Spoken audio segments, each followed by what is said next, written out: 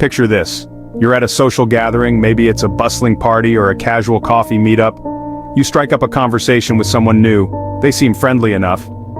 You exchange pleasantries, maybe discuss the weather or a recent event.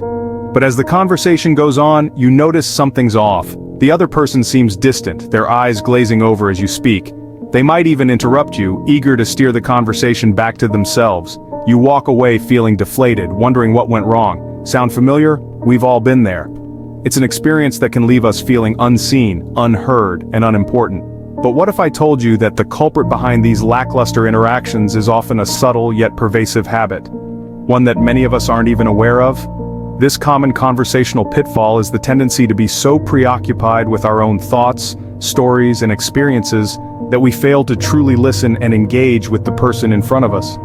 We become so focused on what we want to say next that we miss the opportunity to connect on a deeper level.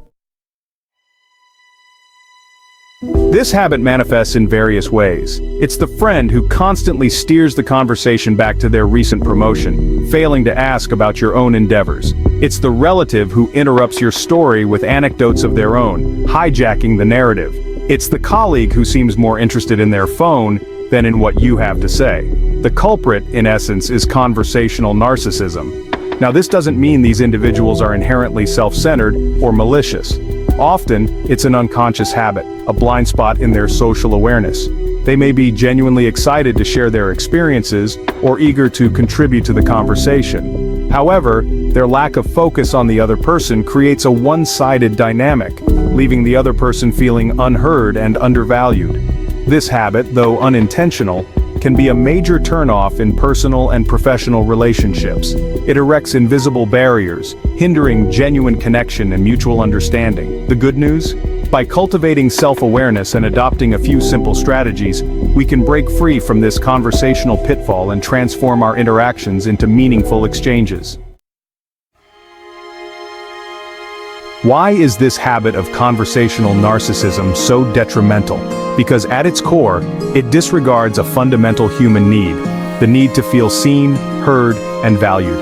When we engage in conversation, we're not just exchanging information, we're sharing a piece of ourselves, our thoughts, feelings, and experiences. When someone fails to truly listen, it's as if they're saying, "What you have to say isn't important," or "I'm more interested in myself than in you." This lack of validation can be incredibly invalidating, leaving us feeling small and insignificant. It creates distance and distrust, making it difficult to forge genuine connections. Think about it. Have you ever felt truly connected to someone who constantly steered the conversation back to themselves, never seeming to fully absorb your words? Likely not. True connection blossoms when both parties feel seen and heard, when there's a genuine exchange of energy and empathy. It's about creating a space where both individuals feel comfortable sharing their thoughts and feelings without feeling judged or dismissed. By breaking free from the clutches of conversational narcissism, we open ourselves up to more authentic, fulfilling relationships. The consequences of this conversational habit extend far beyond awkward social encounters. In the workplace, it can hinder team cohesion, stifle creativity, and breed resentment. Imagine a team meeting where the leader dominates the conversation, dismissing the ideas and perspectives of their team members.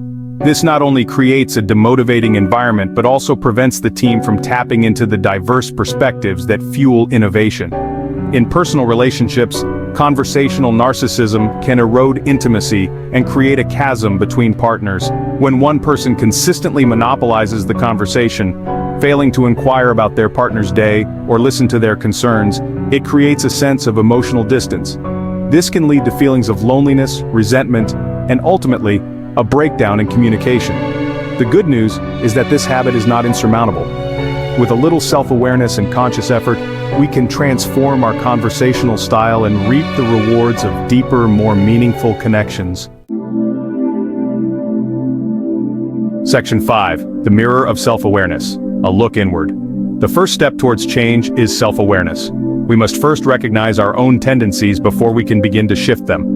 Take a moment to reflect on your own conversational style. Do you find yourself frequently interrupting others, eager to share your own experiences? Do you steer the conversation back to yourself, even when others are sharing? Do you genuinely listen to understand, or are you simply waiting for your turn to speak? Be honest with yourself. Recognizing these patterns is not about self-criticism but about cultivating self-awareness, a crucial ingredient in personal growth. Once we acknowledge our tendencies, we can begin to implement strategies to become more mindful and present conversationalists. Remember, the goal is not to become passive listeners who never share their own thoughts and experiences. It's about finding a balance, a conversational equilibrium where both parties feel heard, respected, and valued. Section 6. Active listening. The key to connection. Active listening is the bedrock of engaging conversations. It's about being fully present in the moment, truly absorbing the speaker's words, and responding in a way that demonstrates understanding and empathy. This means putting aside distractions, silencing that inner monologue, and focusing all your attention on the person speaking. Resist the urge to formulate your response while the other person is talking. Instead, listen to understand their perspective, their emotions, and the message they're trying to convey. Nonverbal cues play a crucial role in active listening. Maintain eye contact, nod your head to show you're following along, and offer verbal affirmations like "I understand" or "That's interesting" to demonstrate your engagement. Section 7. Body language speaks volumes, nonverbal cues. Our bodies often communicate more than words ever could. When engaging in conversation, pay attention to your body language. Are you facing the speaker, signaling your attentiveness, or are you angled away, giving the impression that you're looking for an escape route? Maintain open and inviting posture. Uncross your arms. Lean in slightly to show interest, and avoid fidgeting, which can convey boredom or impatience. Remember, even subtle nonverbal cues can make a big difference in how you're perceived. By aligning your body language with your intention to listen attentively, you create a more welcoming and engaging atmosphere for the other person to share their thoughts and feelings. Section 8. Asking the right questions. Showing genuine interest. Asking thoughtful questions is a powerful tool for transforming conversations from one-sided monologues into engaging dialogues. When you ask questions, you demonstrate genuine interest in the other person's perspective, their experiences, and their thoughts. It shows that you're not just waiting for your turn to speak, but that you're truly invested in understanding their world. Avoid asking yes or no questions that can lead to dead ends in the conversation. Instead, opt for open-ended questions that invite the other person to elaborate, share their thoughts, and tell their stories. For example, instead of asking, "Did you have a good day?" try asking, "What was the highlight of your day?" This simple shift encourages the other person to open up and share more, enriching the conversation for both parties. Section 9. Shifting the focus from me to you. One of the most effective ways to combat conversational narcissism is to consciously shift the focus from me to you. Resist the urge to constantly relate the conversation back to yourself. Instead, make a conscious effort to keep the spotlight on the other person, encouraging them to share their thoughts, experiences, and perspectives. This doesn't mean you can never share your own stories or experiences. It's about finding a balance, ensuring that both parties have ample opportunity to contribute to the conversation. When you do share your own experiences, try to relate them back to the other person's story or the topic at hand. This demonstrates that you're listening attentively and making connections, rather than simply waiting for your turn to speak. Section 10. Cultivating the habit of attention. Practice makes perfect. Like any new skill, becoming a more attentive and engaging conversationalist takes practice. Start by being more mindful of your conversations. Pay attention to how often you interrupt, how often you steer the conversation back to yourself, and how well you're truly listening. Don't be afraid to ask for feedback from trusted friends or colleagues. Let them know that you're working on becoming a more attentive listener and ask for their honest observations. Their insights can provide valuable awareness and help you identify blind spots in your conversational style. Remember, personal growth is a journey, not a destination. There will be times when you slip back into old habits, and that's okay. The key is to approach this process with self-compassion and a willingness to learn and grow. Section 11. The power of presence. Unlocking deeper connections.